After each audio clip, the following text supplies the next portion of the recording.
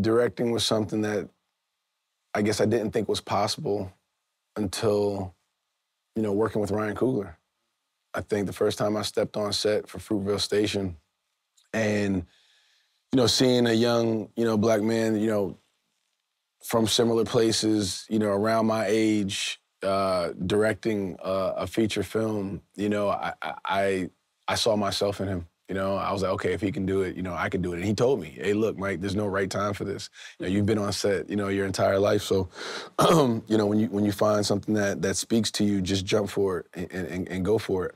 And that's kind of what happened around, Creed 3. I've been, quietly watching and learning and listening and kind of, putting, together, things that inspire me, that excite me, and hopefully finding a vehicle for it. And that's what I did with Creed 3. I was eager to learn, to kind of start from not ground zero, but ground zero, in the sense of, directing, the humility of knowing that you've never done something before and ready to learn, but then also the confidence of being on set, for 20 years and having a understanding of what comes with the job. So being able to reach out to like the community of directors that I'd never worked with in a professional capacity, but were very open and willing to pass on knowledge and gems, to me, from David O. Russell to Bradley Cooper to Denzel, Stephen Caple, Ryan Coogler, the list goes on. Jon Favreau.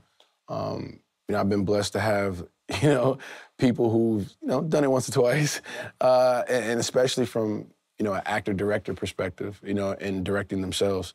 And that was a challenge that I knew I had in front of me. So to be able to lean on them and be available for any questions that I've had, it was priceless.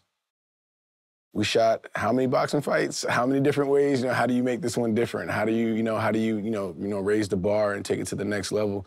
Obviously, IMAX was one of those things. Shooting it at IMAX, just giving everybody that experience to make them feel like they're in the ring, physically and and audibly. And then I think, going back to the character of really realizing who Adonis is, but then also taking the action and making the fights grand and, leaning into the spectacle of the sport, of the pageantry of boxing.